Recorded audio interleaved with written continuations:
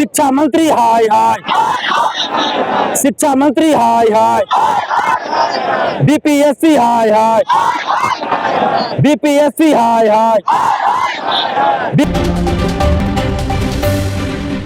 पिछले 2 वर्षों से शिक्षक अभ्यर्थियों को बेवकूफ बनाया जा रहा है। 24 अगस्त 2024 को ही टीआरई 4 का एग्जाम होना था बीपीएससी के कैलेंडर के अनुसार। पिछले साल 16 जुलाई को मुख्यमंत्री जी ने फेसबुक ट्विटर के माध्यम से घोषणा किया था कि टीआरई 4 का विज्ञापन जल्द आएगा। शिक्षा मंत्री जी और नीतीश कुमार जी मुख्यमंत्री जी ने ये घोषणा किया था कि 2025 में टीआरई 4, 2026 में टीआरई 5 का एग्जाम होगा, लेकिन अभी तक टीआरई 4 का विज्ञापन नहीं आया।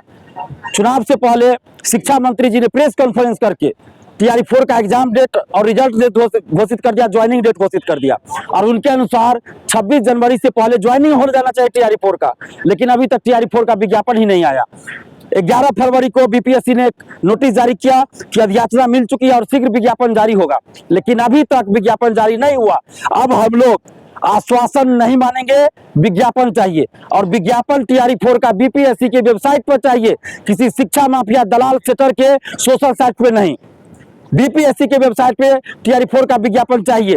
अभी 3 दिन का समय है, 3 दिन के अंदर विज्ञापन जारी कर दे बीपीएससी, नहीं तो हम लोग 10 अप्रैल से आमरण अनशन पे बैठने जा रहे हैं, और जब तक विज्ञापन जारी नहीं होगा हम लोगों का अनशन जारी रहेगा। और बीपीएससी जो ये बहाना बनाती है कि शिक्षा विभाग ने कुछ भेजा, यदि याचना भेजा तो उसमें कुछ गड़बड़ी है, तो ये है वो है, संशोधन की आवश्यकता है, और हमको शिक्षा विभाग उस पर नहीं कुछ विचार विमर्श करके भेज रहा है, तो ये बहानाबाजी नहीं चलेगा। आप जो है जो भी अधियाचनाएं है बीपीएससी के पास, उसको आप विज्ञापन जारी कीजिए। आपको जो भी संशोधन करना हो आप विज्ञापन जारी कीजिए, संशोधन करते रहिएगा। टीआरई 1 में 13 या 17 संशोधन हुआ था, विज्ञापन आने के बाद संशोधन हुआ था, तो ये बहानाबाजी आप नहीं चलेगा। बीपीएससी संवैधानिक संस्था है और बार बार झूठ ना बोले। जैसे भी आपको जो भी अधियाचना आया है आप विज्ञापन जारी कीजिए, जो भी संशोधन करने की जरूरत होगी बाद में आप उसको संशोधित करते रहिएगा, लेकिन टीआरई 4 का विज्ञापन जारी कीजिए। अब आप पानी सर के ऊपर जा रहा है, अब धैर्य की सीमा समाप्त हो रही है, अब हम लोग बर्दाश्त नहीं करेंगे, और 10 अप्रैल से हम लोग आमरण अनशन पे बैठेंगे। हम लोग चाहते हैं कि सरकार गांधी मूर्ति, इसी गांधी मूर्ति के पास परमिशन दे आमरण अनशन करने के लिए, लेकिन अगर सरकार यहाँ का परमिशन नहीं देती है, गर्दनी बाग का देती है, तो हम लोग गर्दनी बाग ही बैठेंगे, जहाँ का परमिशन मिल जाए, या गांधी मूर्ति नहीं तो दूसरा ऑप्शन गर्दनी बाग है।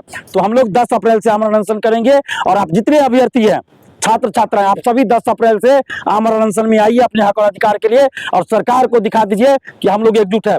आप सभी क्या तैयार है आमरण अनशन के लिए?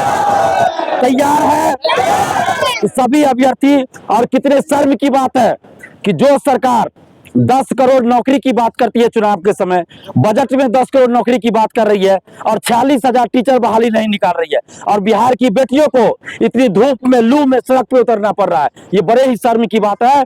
हम हाथ जोड़कर विनती कर रहे हैं, नीतीश कुमार जी की विदाई हो रही है, तो कम से कम अब उनकी बातों की अवहेलना न हो और टीआरई 4 का विज्ञापन जल्द जारी कर दे। छात्र एकता जिंदाबाद। 10 अप्रैल से क्या होगा? 10 अप्रैल से क्या होगा?